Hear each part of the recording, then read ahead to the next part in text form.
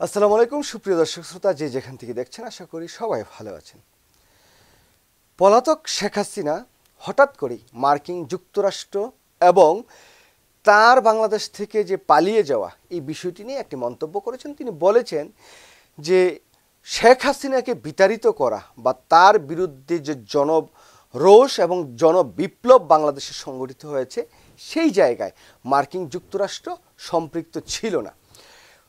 দীর্ঘদিন যাবৎ মার্কিন যুক্তরাষ্ট্রের সরাসরি বিরোধিতা করে আসছিলেন পতিত স্বৈরাচার শেখ হাসিনা। তো হঠাৎ দিল্লিতে পলাতক থাকা শেখ হাসিনা এই গত মাস পর্যন্ত মার্কিন যুক্তরাষ্ট্রকে দোষারোপ করে আসছিলেন যে তাকে বাংলাদেশ থেকে বিতাড়িত করার জন্য বা ছাত্র জনতার এই অভ্যুত্থানে মার্কিন যুক্তরাষ্ট্রের ডিপি স্টেট সরাসরি সম্পৃক্ত ছিল এবং আওয়ামী লীগেররা একটা নেগেটিভ তৈরি করেছিলেন যে বিগত যে মার্কিন যুক্তরাষ্ট্রের যিনি সর্বোচ্চ রাষ্ট্রপ্রধান ছিলেন জো বাইডেন, তার সরকার ব্যাপক একটি অর্থ বাংলাদেশে দিয়েছিলেন, যেই অর্থটা সরাসরি শেখ হাসিনাকে প্রতিহত করা বা তাকে বিতাড়িত করার জন্য কাজ করেছে। তো এই ন্যারেটিভগুলো এতদিন শেখ হাসিনা বলে আসছিলেন, কিন্তু হঠাৎ করে তিনি আবার বিবিসিতে একটি সাক্ষাৎকারে বলেছেন যে না, মার্কিন যুক্তরাষ্ট্র অথবা মার্কিন যুক্তরাষ্ট্রের ডিপি স্টেট তাকে বিতাড়িত করার জন্য সম্পৃক্ত ছিল না। এটা বাংলাদেশের কিছু ষড়যন্ত্রকারী তার বিরুদ্ধে এই যে তাকে বিতাড়িত করার যে প্রক্রিয়া বা যে আন্দোলন, যা বিপ্লবে সেই জায়গায় তারা ছিল। তো এখন মার্কিন যুক্তরাষ্ট্রের হঠাৎ করে মানে মার্কিন যুক্তরাষ্ট্রের পা চাটাচাটি করা বা তাদেরকে তেল মারা, এই যে তেল মারার ঘটনাটা কি, আসলে কারণটা কি? দেখুন, আন্তর্জাতিক অপরাধ ট্রাইব্যুনাল আগামীকাল এই খুনি শেখ হাসিনা এবং তার যে স্বরাষ্ট্রমন্ত্রী আসাদুজ্জামান খান কামাল এবং সাবেক যে পুলিশের প্রধান আইজিপি আবদুল্লাহ আল মামুন, তার বিরুদ্ধে রায়টি ঘোষণা করবেন। ঠিক এই ঘোষণাটির আগে আন্তর্জাতিক অঙ্গনে এবং মার্কিন যুক্তরাষ্ট্রকে একটু তেল মারার মাধ্যমে হয়তো তিনি আন্তর্জাতিকভাবে বা মার্কিন যুক্তরাষ্ট্রের মানে সুনজরে যেতে চাচ্ছেন, বা তিনি মার্কিন যুক্তরাষ্ট্রকে এটা বলার চেষ্টা করছেন, বোঝানোর চেষ্টা করছেন, দেখো আমি আসলে আগে তো যা যা করছি ভুলটুল করছি, এখন আমার বিরুদ্ধে তো একটি বড় রায় হতে যাচ্ছে, সেই রায়টা হয়ে গেলে তো আমি শেষ। তো এই জায়গায় তোমরা আমাকে হেল্প করো যাতে বাংলাদেশের এই যে আন্তর্জাতিক অপরাধ ট্রাইব্যুনাল আছে তারা যাতে আমার বিরুদ্ধে কোনো রায়টায় না দেয়, রায়টা যাতে আবার পিছানো যায়, মার্কিন যুক্তরাষ্ট্র যদি একটা চাপ প্রয়োগ করে আর কি বাংলাদেশ সরকারের উপর। দেখুন, আমি যে বিষয়টা বলি যে শেখ হাসিনা আসলেই তো আসলে তার বুদ্ধি মেধায় চলে না। বাংলাদেশেও থাকতে যে রাষ্ট্র পরিচালনা করছে এটা শেখ হাসিনার মেধা বুদ্ধি দিয়ে কিন্তু চলে নাই। কিছু তার উচ্ছিষ্টভোগী ছিল, যে উচ্ছিষ্টভোগীরা ছিল সেগুলো কিন্তু ভারতীয় দালাল, মানে ভারতীয় দালাল, ভারতীয় গোয়েন্দা সংস্থা এই তার যে বলয়ের মধ্য দিয়ে কিন্তু শেখ হাসিনা বাংলাদেশের রাষ্ট্র পরিচালনা করেছেন। আসলে প্রকৃতপক্ষে ভারতের মানে একজন নিয়োগকারী কোনো মুখ্যমন্ত্রী হিসাবে শেখ হাসিনা বাংলাদেশের রাষ্ট্র ক্ষমতা জাস্ট টিকে ছিলেন। তো সেই জায়গায় ভারত হয়তো বা এই নেগেটিভটি শেখ হাসিনাকে দিয়ে আবার বলানোর চেষ্টা করেছেন যে তুমি তো রাষ্ট্র ক্ষমতা থাকাকালীন সময়ে মার্কিন যুক্তরাষ্ট্র সহ ইউরোপীয় ইউনিয়ন সবাইকে খেপিয়ে তুলেছ, এখন তোমার বিরুদ্ধে যে রায়টি হচ্ছে সেই রায়টার বিরুদ্ধে তো কথা বলার আসলে কেউ নাই। তো কথা বলার যেহেতু কেউ নাই, এখন তুমি এই কথাটা বলতে হবে যে মার্কিন যুক্তরাষ্ট্র তোমাকে, তোমার বিরুদ্ধে যে বিপ্লবটি হয়েছে সেই জায়গায় জড়িত ছিল না, ইউরোপীয় ইউনিয়ন জড়িত ছিল না, কেউ ছিল না, সবাই ভালো পুত পবিত্র, তাদের পক্ষে এখন কথা বলো যাতে এই রায়টি নিয়ে একটু ছোট্ট পরিমাণও মানে সমালোচনা মার্কিন যুক্তরাষ্ট্র করে বা স্টেট ডিপার্টমেন্ট থেকে একটু সমালোচনা আছে।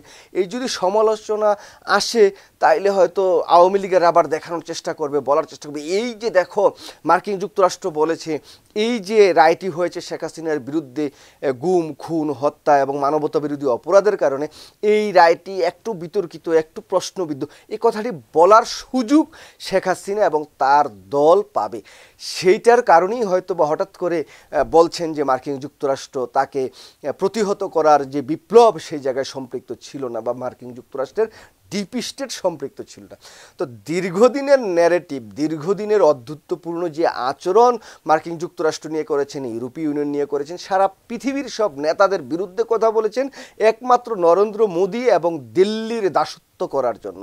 সে দিল্লির দাসী এখন শেখ হাসিনা মার্কিন যুক্তরাষ্ট্রের দাসী হওয়ার চেষ্টা করছেন, ইউরোপীয় ইউনিয়নের দাসী হওয়ার চেষ্টা করছেন।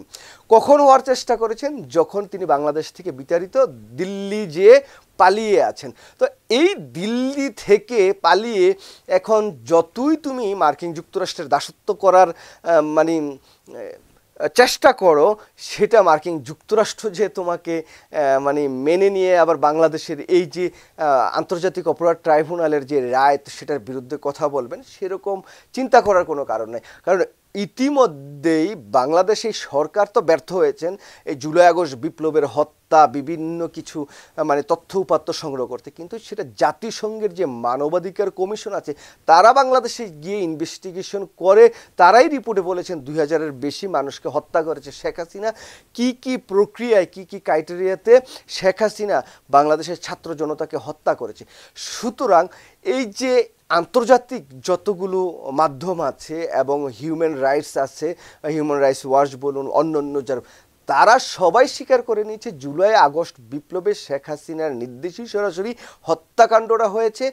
এই জায়গায় আসলে শেখ হাসিনা যতই মার্কিন যুক্তরাষ্ট্রের পক্ষে বলুক বা অন্য কারো পক্ষে বলুক, শেখ হাসিনা মানে এখন আর আসলে কোনো পথ খোলা নাই। সেই আমেরিকার ডিপ স্টেট নিয়ে কথা বলা আর এখন ডিপ স্টেটের পক্ষে কথা বলা বা জো বাইডেনের বিপক্ষে কথা বলে এখন ডোনাল্ড ট্রাম্পের পক্ষে কথা বলা বা তার পাটা ধরা, কোনো কিছুতেই কাজ হবে না।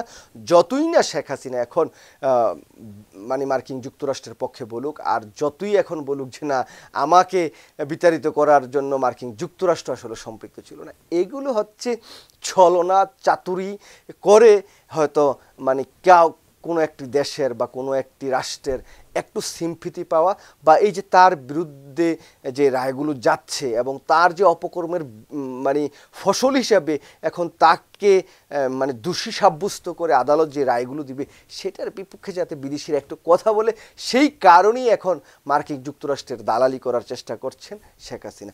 আখেরে এইসব বলে কয়ে বা তাকে দিয়ে ভারতের সরকার বা ভারতের গোয়েন্দা সংস্থারা বলিয়ে আসলে কোনো লাভ হবে বলে আমি মনে করি না। প্রকৃতপক্ষে শেখ হাসিনা গন কেস বাংলাদেশে, এবং বাংলাদেশের মানুষ আশায় আছে কখন আগামীকাল সকাল হবে এবং আন্তর্জাতিক অপরাধ ট্রাইব্যুনাল কখন তার বিরুদ্ধে যেই রায় সেটা পরে শোনাবে, সে প্রতীক্ষায় কিন্তু বাংলাদেশের জনগণ আছে।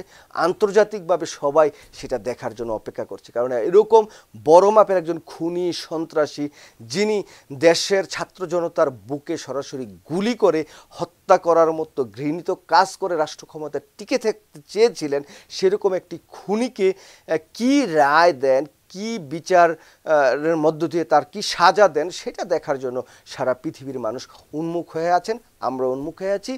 যতই দালালি করুক, যতই পাচাটাচাটি করুক, সেই জায়গায় আমার মনে হয় না কোনো ফল আসবে।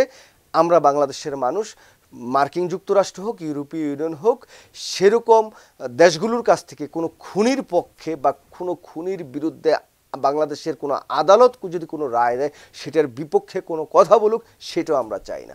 সেটা আমাদের দেশের আইনের বিরুদ্ধে তারা কথা বলবেন বা আমাদের বাংলাদেশের সংবিধান বা কনস্টিটিউশনের বিরুদ্ধে তারা কথা বলবেন, সেটাও আমরা কোনোভাবেই কাম্য করি না। সবাই ভালো থাকবেন। আল্লাহ হাফেজ। আসসালামু আলাইকুম।